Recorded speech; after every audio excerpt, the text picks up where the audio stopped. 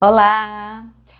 Hoje o tema é culpa versus responsabilidade. Eu dou significados diferentes a essas duas palavras, tá? Não é diferente do comum, não, mas eu particularizo e uso de forma bem específica no meu trabalho de autoconhecimento, tanto para mim mesma quanto para outras pessoas. A partir das observações, que é como eu crio qualquer ideia na minha cabeça, né? Observando, eu percebi que tem uma diferença entre culpa e responsabilidade. No geral, a gente usa mais a palavra culpa. E eu, no trabalho que eu faço, eu procuro exercitar, retirar essa palavra do vocabulário e trocar por responsabilidade. Por quê? Aí é sobre isso que eu vou falar hoje. A culpa. E até eu estava olhando, fui olhar para ver. Eu sempre vejo antes de. Quando eu vou falar sobre palavras, eu sempre vejo antes qual é o significado oficial das palavras para eu não estar tão longe. Para ver se eu estou longe, eu estou perto.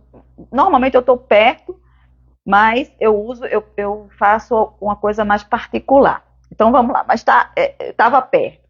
Culpa é um sentimento. Já responsabilidade é uma qualidade, tá? Então, para aí já é a diferença básica, né?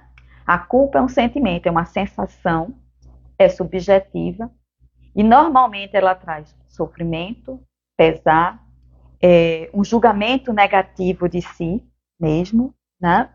Um enfoque nas falhas, nos erros e nas imperfeições e desgasta muita energia, porque todo sentimento e emoção que a gente fica ali remoendo, ele gasta energia. Então, a culpa, ela é uma espécie de automartírio, a partir de uma ideia, né, de um julgamento negativo, de um ato da gente, um ato, ou um pensamento, ou uma atitude, né? Então ela dá um desgosto na gente, vergonha, constrangimento, peso, martírio, autorreprovação, e a gente fica pesado, triste, envergonhado, mas só faz isso, no geral, né? A gente para aí, né, nessa autopunição. E não faz mais nada, porque gasta energia. Então a gente fica da gente para a gente mesmo, se retroalimentando uma sensação de peso, de mal-estar. Quando fala no assunto, quando lembra do assunto, quando lembra que a gente fez. Né? E, no meu entender, esse sentimento de culpa, essa sensação pesada, é quase como ela equalizar. Tá, eu fiz algo que prejudicou alguém. Normalmente é isso. Ou algo errado, né? Ou algo que prejudicou, as duas coisas, a gente fez errado. O que é errado, né? É fora de um padrão, fora de um acordo, fora de uma regra. Então a gente fez errado e, no geral, prejudicou a outra pessoa ou a gente mesmo. Então a gente fica se martirizando porque cometeu esse erro, porque foi imprudente, ou teve imperícia, ou foi negligente. Tá? É uma dessas três coisas, ou as três coisas juntas, né? Que a gente, na nossa ação, é detectada e, no geral, ela prejudicou alguém. Então a gente fica ali se punindo, se martirizando, carregando esse peso, quase para equalizar. Tudo bem, eu prejudiquei alguém, mas pelo menos eu estou sofrendo, então eu não sou tão ruim assim. Né? Se a gente não sofre, a gente acha que a gente é ruim. Né? Bom, aí vem a responsabilidade. Ninguém gosta de ser ruim, tá? É por isso que a gente, né, quer evitar a ruindade da gente, se punindo, sofrendo, tendo aquele peso. A responsabilidade é uma qualidade. Né? Então ela tira a sensação ruim, o peso, o automartírio, ela não tem isso. Ela tem. O que ela tem? Consciência, bem-estar, consciência, capacidade de avaliar as habilidades e ações. A gente assume as consequências das ações e das decisões e a gente responde por elas. Aí vem a parte difícil. É engraçado porque a culpa, ela parece até mais difícil do que a responsabilidade, porque ela tem um peso. Mas na culpa, a gente já achou que equalizou o nosso ato sofrendo. Então a gente não faz nada com isso, como eu disse antes. Já na responsabilidade, não. A gente precisa fazer alguma coisa, como diz, né? Responder pelos próprios atos. Né? Então a gente tem o poder. Eu sempre acho que responsabilidade é ter poder. Então eu avalio, eu tenho consciência e avalio o desdobramento dos meus atos, entendo que ele prejudicou alguém e eu busco responder para restaurar, para recuperar, para refazer, né? Para desfazer, se for possível, o mal feito, né? O prejuízo. Então, eu vou lá e eu não preciso estar sofrendo por isso. Eu posso estar consciente, tranquila, não preciso estar alegre, mas posso estar tranquila, em paz, no sentido de dizer, eu assumo que quando eu decidi, escolhi, fiz alguma coisa, ou até mesmo por impulso, quando eu fiz algo, eu assumo a responsabilidade da consequência daquilo. Então, eu me lembro, nesse final de semana, último, eu fui visitar o castelo de Santa Helena, e para subir no castelo, tem lá uns capacetes. E para você, como ele ainda está em construção, pode cair alguma coisa na sua cabeça. Então, eles dão o capacete, eles disponibilizam o capacete, e algumas pessoas usarem. Aí eu perguntei para o guia, é obrigado a eu usar esse capacete? Ele disse, não, não é obrigado. Você pode escolher não usar. Então eu disse, eu vou escolher não usar o capacete. E agora estou dizendo, se alguma coisa bater na minha cabeça e eu ficar inconsciente, é para eu assumir todas as responsabilidades. Ainda falei para Marinho isso, não sei se ele escutou, mas eu disse, se cair na minha cabeça e eu perder a consciência, eu assumi a responsabilidade disso, né? Então não é para processar o castelo. Por quê? Porque o castelo providenciou para mim uma proteção. E eu escolhi não usar, conscientemente. Então eu assumi o risco de levar uma pancada na cabeça, fatal inclusive, ou que não, que me machucasse, né? Que eu não perdesse a consciência, não mais me machucasse, me prejudicasse. Não foi o castelo, fui eu que escolhi isso. Então eu assumo o desdobramento disso. Eu fui, subi, desci, nada aconteceu, mas podia ter acontecido, tá? E quando eu fiz a escolha, eu preferi não usar. Eu estava com um diadema, sei lá o que danado estava na cabeça, eu não queria tirar aquilo, eu não usei, tá? Como não era obrigado, se eu fosse obrigada, eu tinha que usar. Não podia burlar essa regra, mas disseram que era facultativo, eu podia escolher. Então eu escolhi não usar, mas assumi a responsabilidade em voz alta. Se alguma coisa bater na minha cabeça, a responsabilidade é minha. Falei para o guia e falei para a Marinha. Então é assim, a gente faz, mas assume a responsabilidade, certo? A gente tem o poder, a consciência de reconhecer que a gente fez uma escolha ou que a gente agiu com negligência, com imprudência. Eu já fiz isso muitas vezes, por exemplo, no meu trabalho, com meus clientes. A partir de um certo momento, eu tive condição de reconhecer para mim mesma e para o cliente. Teve uma vez que eu achei que fui negligente. Um cliente meu terminou tendo uma crise de um traço de esquizofrenia, né? Ele é uma pessoa com um transtorno grave e ele teve, e eu assumi para ele, assumi primeiro para mim, obviamente, mas assumi para ele também, que eu acreditava que não tinha prestado tanta atenção nele como ele precisava, porque meu costume maior é trabalhar com pessoas que têm capacidade de decidir por si mesma, que não têm crises graves. Então, o meu hábito é esse. Então, eu tratei ele dessa maneira. E ele tinha necessidades especiais. Então, eu fui lá e disse a ele, disse, olha, eu assumo a minha responsabilidade do evento, a minha parte. A tua é tua, mas a minha eu assumo. Eu não prestei atenção em você nisso. E ele me isentou de toda a responsabilidade. Eu fiquei muito contente, não porque ele me isentou, mas porque ele tinha condições tranquila de dizer: a responsabilidade toda é minha. Não, você não tem nenhuma responsabilidade nisso, porque eu fiz escolhas que a gente já tinha conversado sobre isso. Né? Na época ele tomou muito álcool, usou algumas drogas, e a gente já tinha conversado sobre isso, que não era favorável para ele. Mas a escolha foi dele, e ele pôde assumir isso mesmo em estado alterado de consciência. Ele estava internado, e ele disse: você não tem responsabilidade nenhuma em relação. Ele usou a palavra culpa, né? Você não tem culpa nenhuma disso, mesmo que eu tenha assumido, né? Eu até disse a ele: se você acredita que eu não cuidei de você o suficientemente bem, você pode encerrar comigo, procurar outro profissional, eu vou ficar bem, porque assumo. E quando eu passei a palavra para ele, olha, na época ele estava embotado ainda das medicações para tirar ele da situação pior, né? E ainda assim ele teve a lucidez, né, de assumir a responsabilidade dele. Eu fiz uma escolha.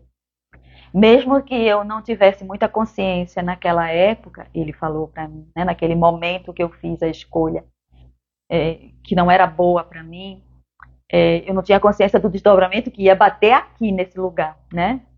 Mas ainda assim a gente já tinha conversado sobre isso, e você tinha me dito que eu não fizesse isso, e assim mesmo eu fiz. Então a responsabilidade é minha, não sua.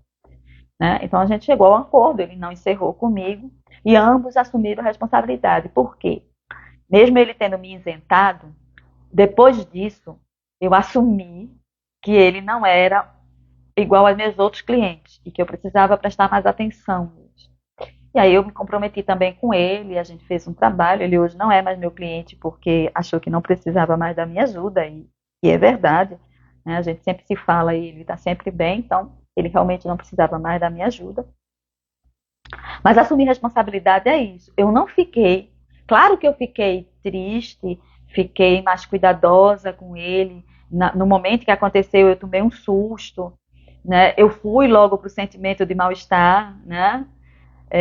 Que a culpa oferece, mas eu aprendi uma coisa: a culpa, que é o sentimento de mal-estar que aparece logo de cara quando algo desagradável acontece, ela me diz que meus princípios foram rompidos naquela situação. E é só para isso que ela existe. Depois eu tenho que soltar a culpa, o mal-estar, o sentimento de mal-estar e de autopunição. Eu tenho que soltar isso e avaliar com responsabilidade qual é a minha contribuição para aquela situação estar ocorrendo daquele jeito. E aprender com isso.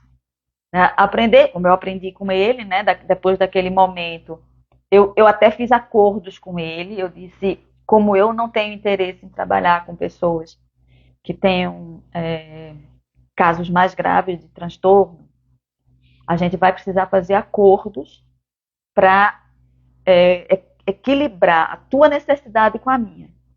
E aí eu escrevi, ele assinou, né? Porque na época não tinha essa coisa da internet tanto assim, então eu escrevi, eu lembro de ter escrito, ele leu, assinou e disse: agora você vai ter que assumir essa responsabilidade para trabalhar comigo. Se não quiser assumir essa responsabilidade, você vai precisar procurar outro terapeuta que assuma essas responsabilidades por você. Eu não vou. Eu vou assumir só isso aqui que eu estou dizendo. E aí eu falei, ele entrou em acordo, já lúcido, né, já tranquilo, porque eu esperei ele ficar bem de novo, para que a gente pudesse firmar esse acordo. Como ele escolheu estar comigo, eu disse: é preciso que você tenha essa noção. E se descumprir qualquer uma, eu me sinto no direito de encerrar, né, os nossos encontros. E ele respeitou tudo, até ele próprio dizer: Nanda, eu quero experimentar andar sem a tua colaboração mais perto. E a gente fez outro acordo, que como ele, para mim, ele precisaria do apoio psicológico para o resto da vida. Eu disse: ok, a gente combina isso, mas para eu te liberar, você não pode perder o contato comigo, e qualquer coisa que variar, você tem que me dizer, e de vez em quando eu vou entrar em contato com você para perguntar se está tudo indo bem, tá? E a gente tem feito isso nesses anos. Até agora ele realmente não precisou de voltar a um trabalho contínuo. O papo que a gente tem pelo WhatsApp já funciona quando ele está com alguma questão, mas na maioria das vezes As questões ele mesmo está resolvendo. Então não precisa da minha colaboração para isso. E isso é assumir responsabilidade. É poder. Responsabilidade é poder, autopoder. É você saber que você dá conta de assumir primeiro que agiu de uma maneira que gerou dano, gerou prejuízo, mesmo que não tenha sido, porque não era a minha intenção prejudicar essa meu cliente. Nunca foi. Eu nunca disse, hoje acordei de manhã, eu vou prejudicar um cliente. Eu nunca disse isso. Né? Nem nunca pensei assim, eu sou negligente. Não, não sou negligente. Eu tenho imperícia em determinada coisa, mas vou fazer assim mesmo, porque estou pouco me lixando se prejudicar alguém. Também não faço isso. Então, toda vez que eu prejudiquei alguém, foi porque na hora que eu tomei uma decisão, eu não tinha noção que eu não tinha aquela habilidade. Né? Eu só descobri depois que o acidente aconteceu. Aí eu digo, agora eu sei que eu não tenho essa habilidade, agora eu sei que fui negligente por distração, né? No caso do meu cliente, por distração, por estar habituada a um tipo de pessoa, eu não considerei que ele tinha necessidades diferentes dos meus outros clientes, que não tem transtorno ou tem transtorno leve, que é o público que eu prefiro atender. São pessoas sem transtorno, eu digo com crises existenciais apenas, que precisam corrigir percepção, ou com transtornos leves, que apenas a conversa e pequenas doses de medicamento, às vezes, são necessárias. Eu não gosto de trabalhar. Eu trabalho, tá? Eu tenho pessoas de moderado para grave. Hoje, mais só moderado sério, mas não grave. Mas já tive pessoas com grave, eu não tenho mais. As pessoas graves, elas já estão bem o suficiente para andar por conta própria, né? Não são mais meus clientes, mas agora eu tenho só moderado. Mas eu prefiro leve ou sem transtorno. Essa é a minha preferência. Então, a maioria dos meus clientes são assim. Então, meu hábito é esse. Então, eu às vezes me distraio e fico desleixada com uma pessoa que tem de moderado para grave, né? Mas não é porque eu quero, é porque eu me distraio, e eu sou humana, eu me distraio mesmo. Então, eu aprendi com o erro o seguinte: levei um tempão para aprender a errar, tá? Porque a gente pensa que erro inferioriza a gente. Então, a gente evita ter noção de que a gente erra, tá? Então, a gente corre do erro, da consciência do erro, como o diabo foge da cruz. Mas quando eu comecei a aprender de verdade que o erro ele traz ensinamentos, ele aponta necessidades de aperfeiçoamento e ele pode favorecer a gente. Então eu fiquei com menos medo do erro, menos medo de me sentir inferior, de me perceber inferior, incompetente. E aí eu comecei a assumir. Quando acontece algo prejudicial, eu vou lá e, como diz aqui na qualidade da responsabilidade, eu tenho a capacidade de avaliar. Cadê, meu Deus? Onde é que está que eu anotei aqui? Eu avalio. Ai, meu Deus, eu anotei, não estou. Capacidade de avaliar habilidades e ações. É aqui. Então, são características da qualidade de responsabilidade. Que qualidade é um traço moral ou psicológico, tá? E aí a responsabilidade é responder por seus próprios atos, ter consciência deles, ter a capacidade de avaliar habilidades e ações e agir de forma consciente, assumindo as consequências das ações e das decisões. É uma resposta consciente e tranquila dos atos que decidiu ou escolheu fazer. Né? E aí tudo isso gera um aprendizado, uma ampliação, um aprimoramento das suas capacidades e habilidades. Então tudo isso vem de bônus quando a gente assume a responsabilidade. E uma outra coisa que eu percebi com os meus clientes é quando eu assumo minha responsabilidade, não é? A tendência é eu entrar em acordo com a pessoa que foi prejudicada, tá? Então, no geral, as pessoas não ficam com raiva das minhas ações, porque elas entendem que eu estou ali com elas, passando por aquilo por elas. Então, quando a gente evita de assumir responsabilidade, o outro fica muito triste, muito chateado com a gente, fica com raiva, fica defensivo e termina piorando a situação. Então, quando eu assumo minha responsabilidade, e eu não assumo a responsabilidade dos outros, não, eu só assumo a minha. Porque eu faço essa avaliação e digo onde foi que eu falhei nessa situação. Eu falhei em prestar atenção aqui, eu falhei em tomar essa decisão aqui, eu não considerei a possibilidade disso. Então, eu assumo essa responsabilidade, eu levo para a pessoa.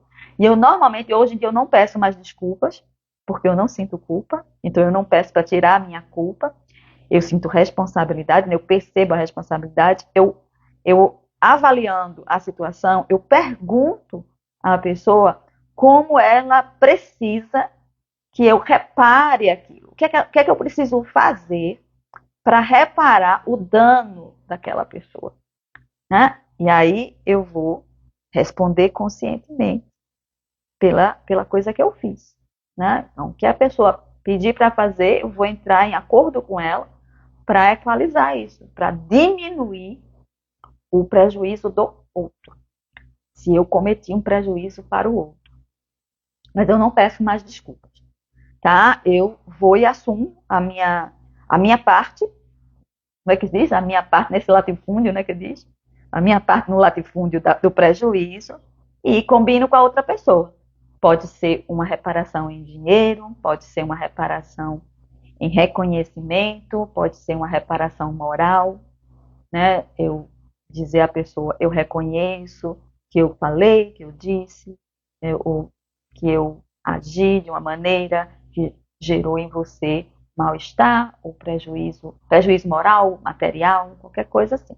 Então, eu faço isso. E desde que eu aprendi a fazer isso,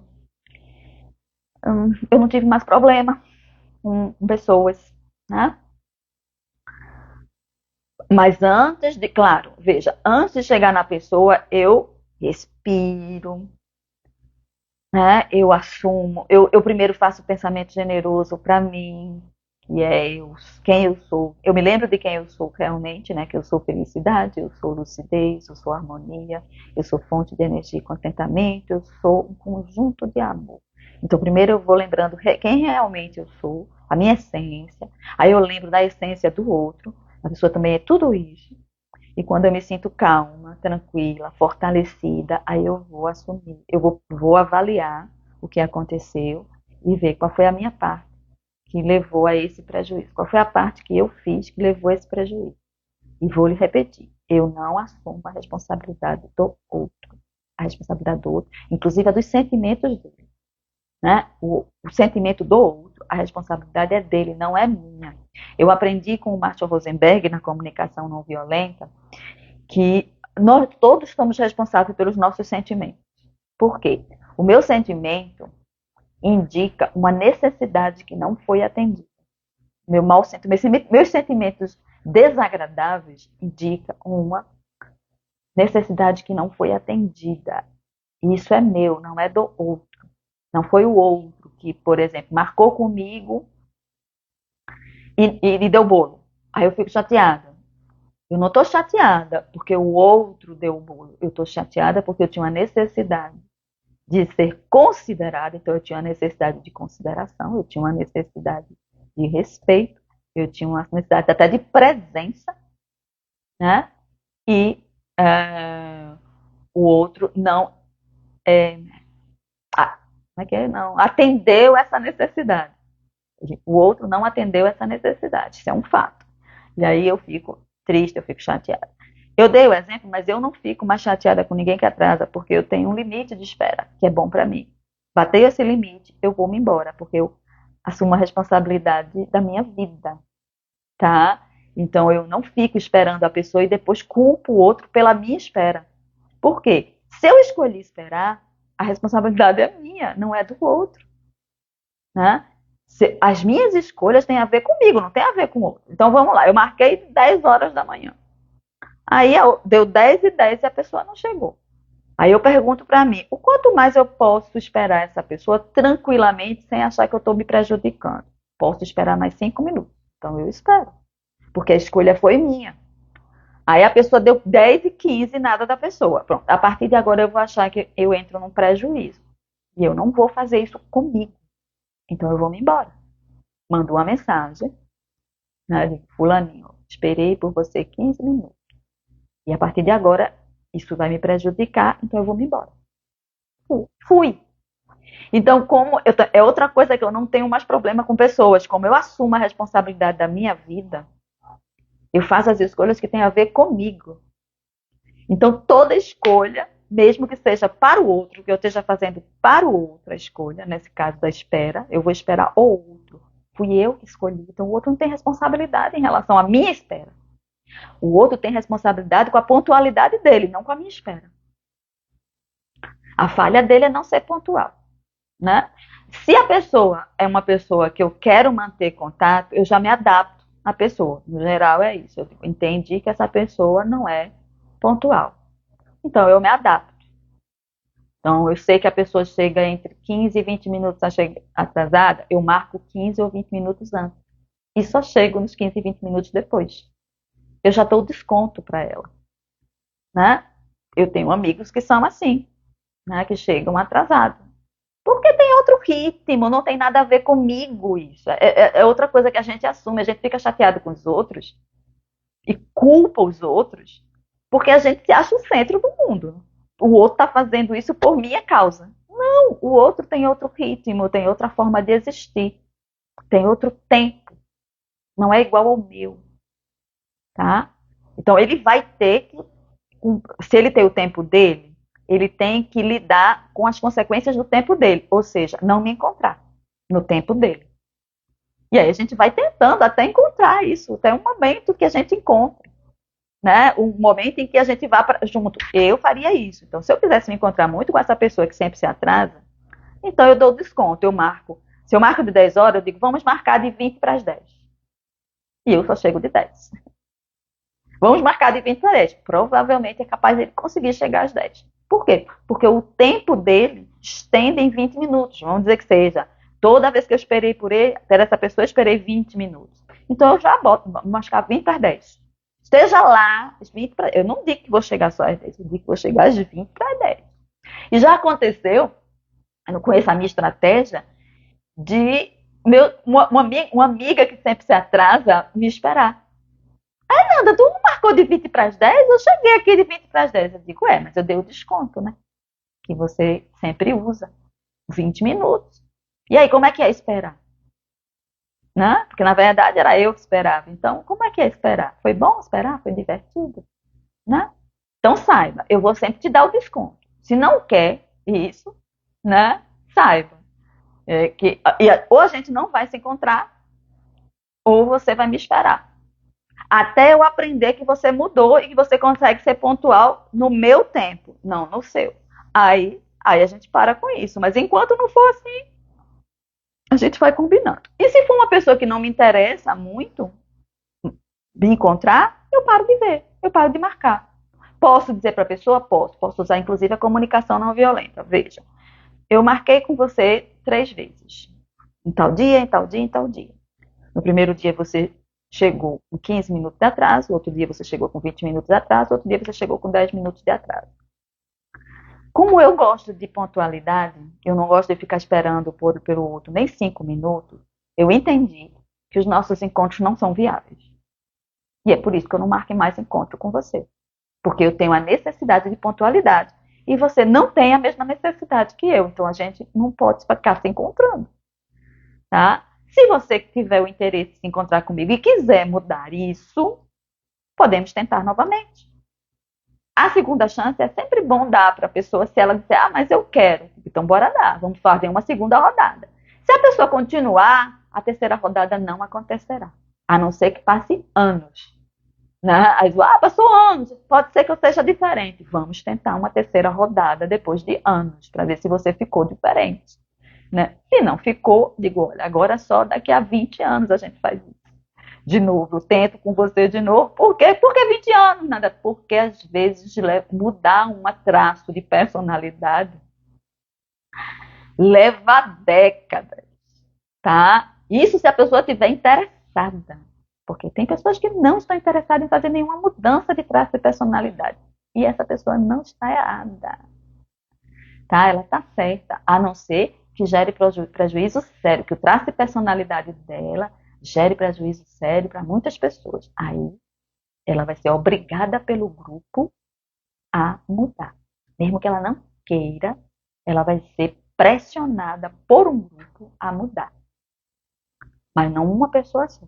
Uma pessoa só não faz verão, tem que ser um grupo, pressionando aquela criatura, às vezes até botando ordem judicial, para ela se posicionar para fazer mudança. Vai a pulso. Por quê? Porque ela está prejudicando um grupo grande de pessoas. Mas se ela prejudica só uma pessoa, isso não vai acontecer. E ela não quer mudar, por exemplo, as pessoas com transtorno de personalidade, no geral, tem exceções, claro, mas no geral elas não buscam um processo de mudança de comportamento. Porque para elas está tudo bem agir do jeito que elas agem.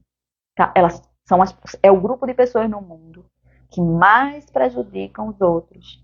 É o grupo do transtorno de personalidade. Tá? Se elas não forem educadas. O grupo de transtorno de personalidade não tem tratamento, tem reeducação.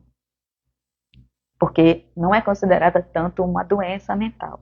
É uma forma de ser, é uma personalidade, é um transtorno na personalidade da pessoa. Então, ela tem um comportamento que é prejudicial para quem convive com ela ou para uma sociedade inteira, vai depender do lugar onde ela está, na hierarquia. Se ela for um chefe de alguma coisa, um político, um dono de uma empresa, ela vai prejudicar um grande grupo de pessoas. Né? Mas nem sempre essa pessoa está nesses lugares. Então, ela diminui o grupo de pessoas, mas sempre há prejuízo na convivência com pessoas com transtorno de personalidade. E, no geral, eu conheço uma pessoa que tem um transtorno de personalidade e que faz o trabalho comigo, e ela está muito interessada, e ela veio sozinha, ninguém mandou ela.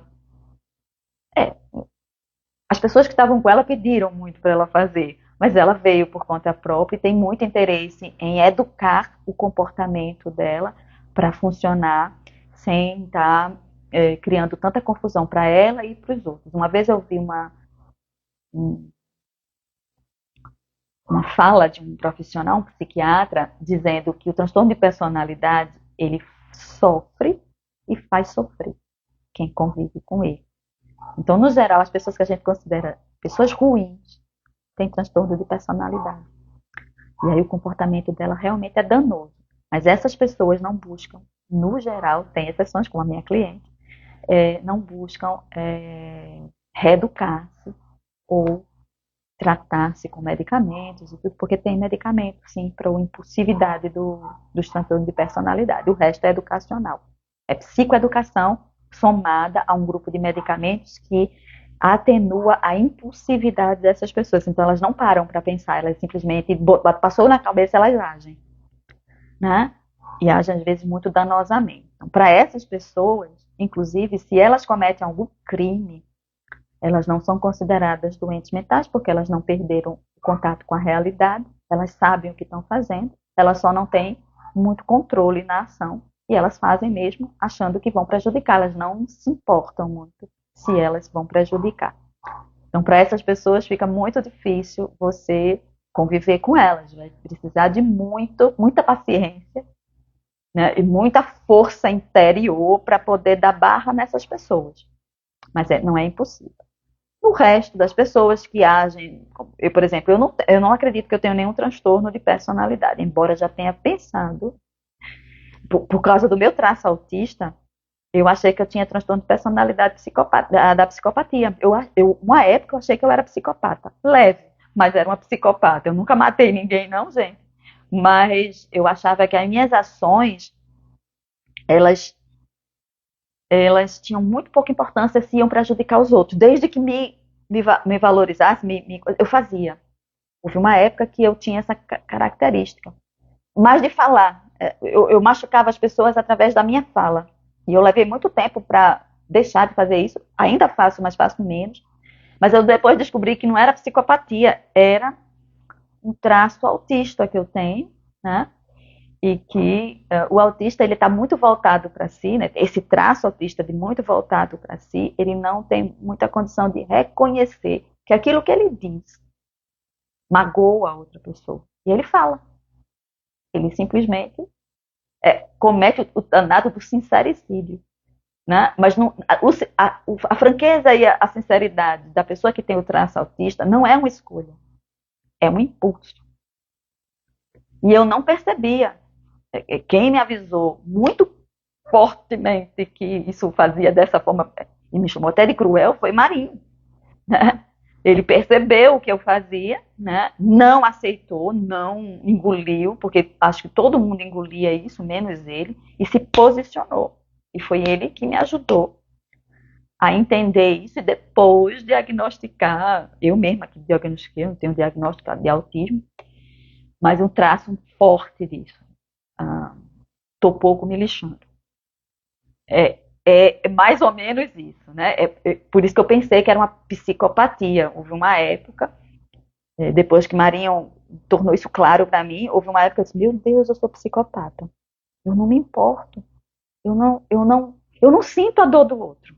Eu não sinto. Né? Tem gente que até chora, né? Simpatiza tanto, né? Identifica-se tanto com a dor do outro que chora. Eu não. Né? Essa é uma característica da minha personalidade que pode ser bastante difícil de conviver. Porque parece que eu não ligo para as pessoas. A impressão que dá é que eu não ligo para as pessoas, para o sentimento delas, para o mal-estar delas. Tá? E eu não ligo mesmo.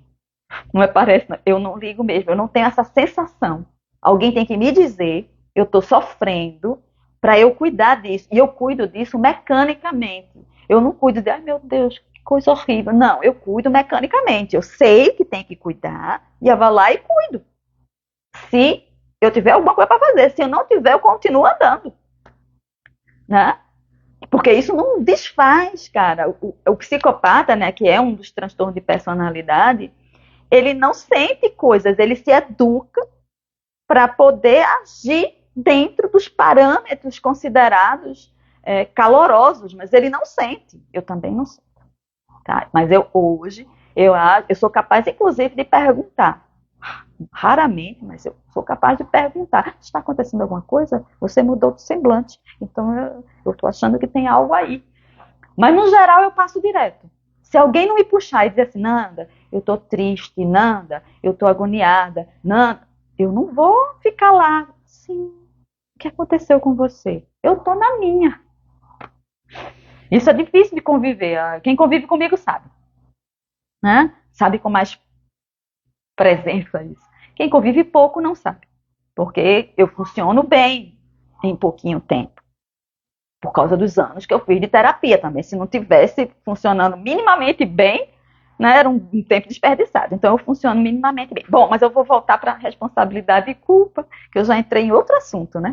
Bom, eu espero que vocês tenham entendido a diferença entre responsabilidade e culpa. Culpa é um sentimento de pesar desnecessário para a gente, tá? Porque ele não resolve absolutamente nada dos nossos atos. E responsabilidade é uma qualidade, uma consciência, uma capacidade de avaliar os seus próprios atos e assumir a correção desses atos posteriormente. É saber que você cometeu, ficar bem com isso, você não precisa ficar sofrendo. Sim, eu agi de forma imprudente, tá? Tudo bem, provoquei um mal-estar ou um prejuízo. Agora eu vou assumir isso. Assumir que eu prejudiquei e ver como é que eu posso reparar. Isso é responsabilidade, é uma sensação de poder. A responsabilidade não é um sentimento, é uma qualidade, é um traço de personalidade que pode ser desenvolvido, aliás, deve ser desenvolvido, mas ela pode também gerar um sentimento de poder, de força. Tá? Já a culpa não. A culpa tira todo o seu poder, tira toda a sua força, faz você ficar sofrendo, se martirizando, se autorrecriminando, se julgando negativamente, fincando o pé nas falhas, erros, imperfeições, que tem até uma parte da missa que diz, pô, minha culpa, minha tão grande culpa, e fica ali batendo no peito, e às vezes não faz nada com isso, não aprende, não muda o comportamento, repete milhares de vezes, fica ali mal, mas repete o ato. Já a responsabilidade não, ela aprende, e se for possível eu mudar a minha conduta, eu vou mudando a conduta. Por quê? Porque eu assumi a responsabilidade. Falei muito, como sempre. O algoritmo não vai sugerir o meu vídeo, mas fazer o quê? É assim que Nandinha trabalha. Até a próxima!